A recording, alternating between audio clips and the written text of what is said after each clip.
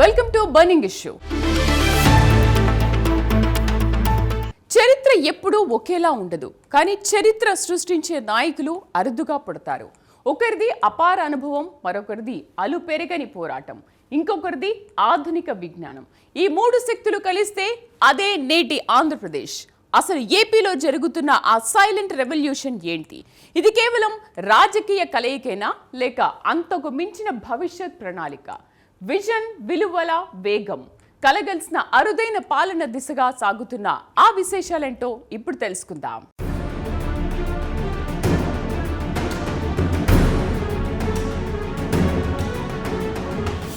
ఒక రాష్ట్రం అభివృద్ధి పథంలో సాగాలంటే పాలకుడి ఆలోచనా విధానం ఎంతో ముఖ్యం. చరిత్ర పుటల్ని తిరగేస్తే విషన్, ధర్మం, విజ్ఞానం ఈ మూడు లక్షణాలు ఒకే చోట చేరడం అత్యంత అరుదు. రాజకీయాల్లో నాయకులుంటారు, పాలకులు ఉంటారు, కానీ భవిష్యత్తును దర్శించే దార్శనికులు చాలా తక్కువ మందే ఉంటారు. నేడు ఆంధ్రప్రదేశ్ సరిగ్గా అటువంటి ఒక అరుదైన చారిత్రక సంధికాలంలో ఉంది. కేవలం స్క్రీన్ మీద కనిపించే నాయకత్వమే కాదు, దాని వెనుకున్న మేధోమథనం కూడా అంతే బలీయమైంది. ఒకవైపు దశాబ్దాల అనుభవం, మరోవైపు నిబద్ధతతో కూడిన సేవ, ఇంకోవైపు సాంకేతికతతో కూడిన వేగం. ఈ మూడూ కలగలిసిన అద్భుతమైన ఘట్టానికి ఇప్పుడు ఏపీ వేదికవుతోంది. ఇది కేవలం రాజకీయ కలయిక కాదు. పెద్దలు చెబుతూ ఉంటారు, కృషితో నాస్తి దుర్భిక్షమని. అంటే సరైన కృషి ఉంటే కరువు అనేది దరిచేరదు అని. ఇప్పుడు ఏపీలో జరుగుతోంది కూడా అదే.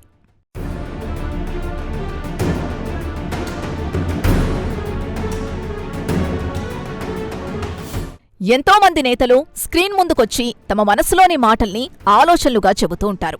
ఆ ఆలోచనల వెనుక కంటికి కనిపించని మేధావులు, వ్యూహకర్తలుంటారనేది అక్షర సత్యం. ఒక రాష్ట్రాన్ని ప్రగతి పథంలో నడిపించాలంటే కేవలం నాయకత్వ లక్షణాలుంటే సరిపోదు, దానికి మేధో సంపత్తి తోడవ్వాలి. రాజకీయాల్లో పండిన నేతలుగా రాణించిన వారిని వేళ్లమీద లెక్క పెట్టవచ్చు. కాని మేధావుల ఆలోచనల్ని, తన విషన్ను జోడించి పాలన్ను ఒక యజ్ఞంలా మార్చిన ఘనత మాత్రం చంద్రబాబుకే దక్కుతుంది. అందుకే ఆయన కేవలం రాజకీయ నాయకుడు కాదు, వ్యవస్థల్ని నిర్మించే సిస్టమ్ బిల్డర్. ఈ మేధోమథనమే నేటి ఏపీ పాలనకు ఆయువుపట్టు.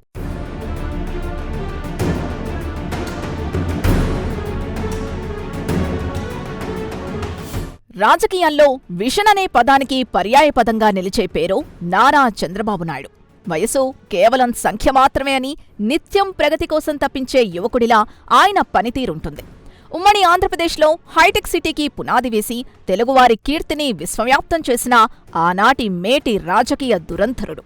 నేడు విచ్ఛిన్నమైన ఏపీని గాడిలో పెట్టే బాధ్యతను భుజాన వేసుకున్నారు. అవకాశాలు వాటంతటవే రావు, వాటిని సృష్టించుకోవాలి, వచ్చిన వాటిని సద్వినియోగం చేసుకోవాలి. ఇదే చంద్రబాబు ఫిలాసఫీ. ఆయన అనుభవం రాష్ట్రానికి ఒక రక్షణ కవచం లాంటిది. నిండుకుండా తొనకదు అన్నట్లుగా ఎటువంటి క్లిష్ట పరిస్థితులైనా తన అనుభవంతో, స్థిత ప్రజ్ఞతతో చక్కదిద్దడంలో ఆయనకు ఆయనే సాటి.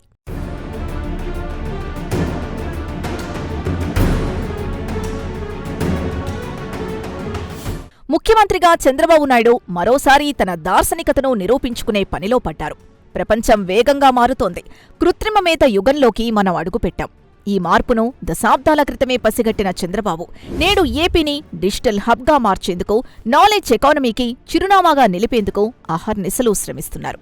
నిన్నటి తరం నాయకుడిగా ఉంటూనే రేపటి తరం ఆలోచనల్ని అందుకోవడంలో ఆయన చూపిస్తున్న చొరవ యువతను సైతం ఆశ్చర్యపరుస్తోంది. ఒక రాష్ట్రాన్ని గ్లోబల్ మ్యాప్లో నిలబెట్టాలంటే కేవలం మాటలు సరిపోవు, దానికి బలమైన బ్రాండ్ ఇమేజ్ కావాలి. ఆ బ్రాండ్ అంబాసిడర్గా చంద్రబాబు ఏపీకి పెట్టుబడుల్ని ఆహ్వానిస్తున్న తీరు అద్భుతం.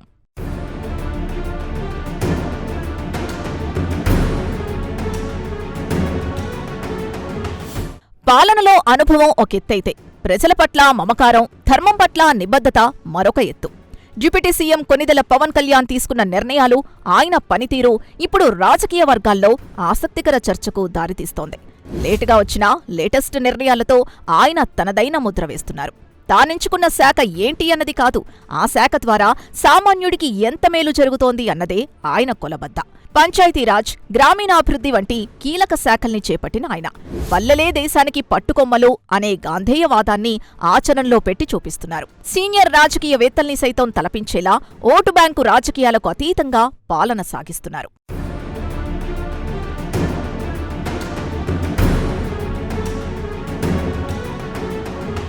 పవన్ కళ్యాణ్ కేవలం ఒక రాజకీయ నాయకుడు మాత్రమే కాదు, ఆయన భావోద్వేగాల ప్రవాహం. అణగారిన వర్గాల సమస్య చిన్నదైనా సరే అది ఆయన చెవికి చేరితే చాలు, గంటల్లోనే యంత్రాంగం కదులుతోంది. నిధుల మంజూరు నుండి పాలనాపరమైన అనుమతుల వరకు ఎక్కడా జాప్యం లేకుండా చూస్తున్నారు. రోడ్డు బాగాలేదని తెలిస్తే మరమ్మతులు, నీరు రావడం లేదని తెలిస్తే పరిష్కారం. ఇలా క్షేత్రస్థాయిలో ఆయన చూపిస్తున్న దూకుడు పొలిటికల్ హీరో ఇమేజ్ని దాటి ప్రజల మనిషిగా నిలబెట్టింది. ఆధ్యాత్మిక చింతనను పెంపొందిస్తూనే, సనాతన ధర్మాన్ని రక్షిస్తూనే మరోవైపు పేదవాడి ఆకలి తీర్చే బాధ్యతను ఆయన తీసుకున్నారు. మానవ సేవే మాధవ సేవ అనే సూక్తిని ఆయన అక్షరాలా పాటిస్తున్నారు. మాటల్లో సానుభూతి కాకుండా చేతల్లో పరిష్కారం చూపించడమే ఆయన విజయ రహస్యం.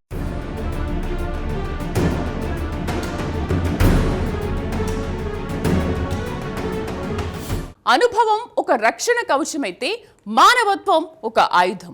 మరి ఈ రెండూ కలిసిన చోట వేగం కూడా తోడైతే ఫలితం ఎలా ఉంటుంది? యువ రక్తం ఉరకలేస్తే అభివృద్ధి ఏ రేంజ్లో ఉంటుంది? తండ్రి చాటు బిడ్డ అనే ముద్రను చెరిపేసి కార్పొరేట్ సీఈఓలను తలపిస్తున్న ఆ సరికొత్త నాయకత్వం గురించి ఇప్పుడు చూద్దాం.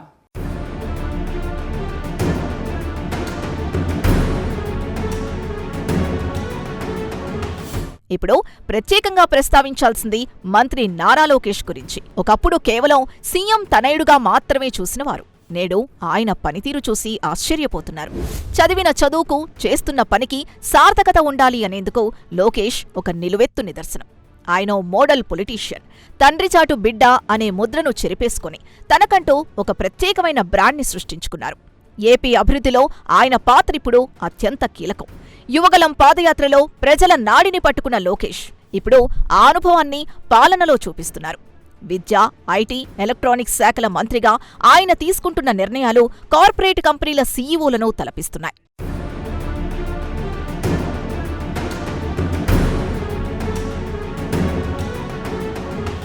ఒక రాష్ట్రానికి పెట్టుబడులు రావాలంటే అక్కడ ఉండాల్సింది రాయితీలు మాత్రమే కాదు, ప్రభుత్వంపై నమ్మకం. పెట్టుబడుల్ని ఆకర్షించడం అనేది ఒక కళ, అదో పెద్ద టాస్క్.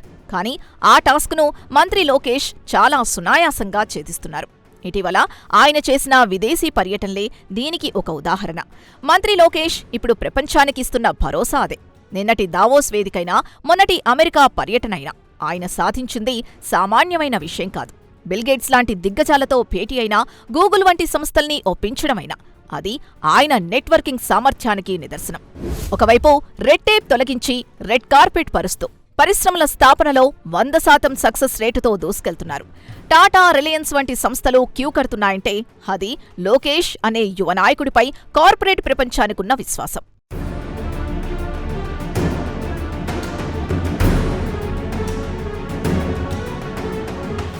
వ్యూహరచనలో, టెక్నాలజీ వినియోగంలో లోకేష్ తన తండ్రి చంద్రబాబును ఓవర్టేక్ చేస్తున్నారా అంటే అవుననే చెప్పాలి.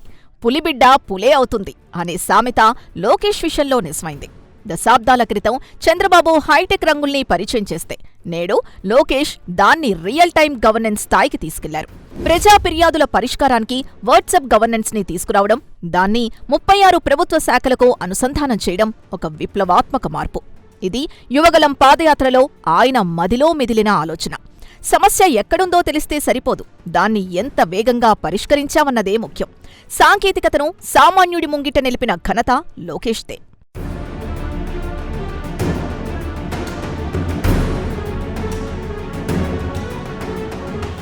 పవర్లోకి రావడం వేరు, ఆ పవర్ను పదిలం చేసుకోవడం వేరు.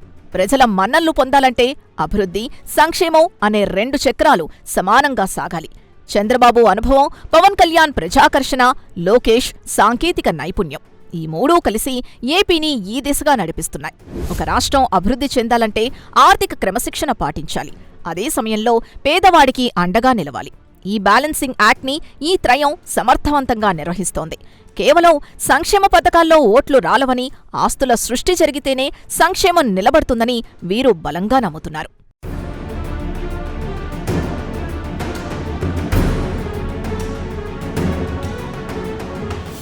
అభివృద్ధి ఒకే ప్రాంతానికి పరిమితం కాకూడదు. 3 ప్రాంతాలకు సమన్యాయం జరగాలి. ఇదే కూటమి ప్రభుత్వం ప్రధాన ఎజెండా. ఏపీ డెవలప్మెంట్ మ్యాప్ను నిశితంగా గమనిస్తే ఉత్తరాంధ్ర, కోస్తా, రాయలసీమ ఇలా 3 ప్రాంతాల్లోనూ అక్కడి సహజ వనరులపై ప్రభుత్వం పూర్తిగా ఫోకస్ పెట్టింది. శ్రీకాకుళం తీరం నుంచి చిత్తూరు అడవుల వరకు, విశాఖ ఐటీ హబ్ నుంచి అనంతపురం సోలార్ పవర్ వరకు ప్రగతిని వికేంద్రీకరిస్తున్నారు. గోదావరి, కృష్ణా డెల్టాల్లో ఆక్వా, ఫుడ్ ప్రాసెసింగ్, రాయలసీమలో ఎలక్ట్రానిక్స్, ఆటోమొబైల్, ఉత్తరాంధ్రలో ఫార్మా, టూరిజం ఇలా ప్రాంతీయ అసమానతలు తొలగించేలా పరిశ్రమల ఏర్పాటుకు శ్రీకారం చుట్టారు. చేసే పనిలో చిత్తశుద్ధుంటే ఫలితం దానంతటదే వస్తుంది అన్నట్లుగా ఈ ప్రణాళికాబద్ధమైన అభివృద్ధి ఆయా ప్రాంతాల రూపురేఖల్ని మార్చనుంది.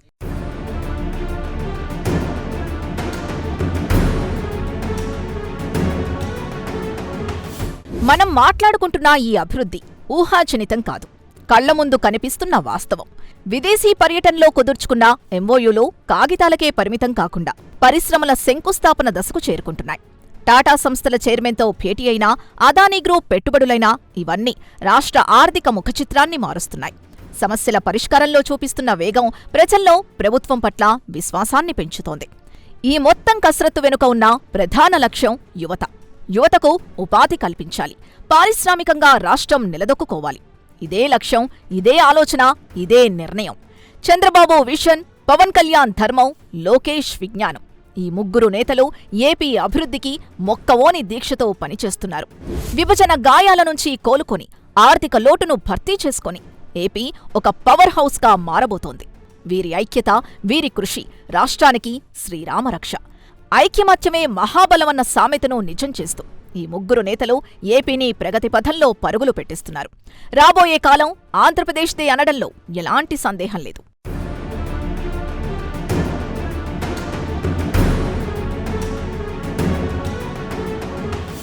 నాయకుడు బాగుంటే రాజ్యం బాగుంటుంది. కానీ ఇక్కడ 3 సమర్థులు ఒక్కటయ్యారు. ఇది కేవలం 5 ఏళ్ల పాలన కాదు, రాబోయే 25 ఏళ్ల భవిష్యత్తుకు వేస్తున్న బలమైన పునాది. కల్మషం లేని ప్రయత్నం, ఖచ్చితమైన ఫలితం. వెరసి నేటి ఏపీ ముఖ చిత్రం. ఇది కదా ప్రజలు కోరుకున్న మార్పు, ఇది కదా అసలైన అభివృద్ధి.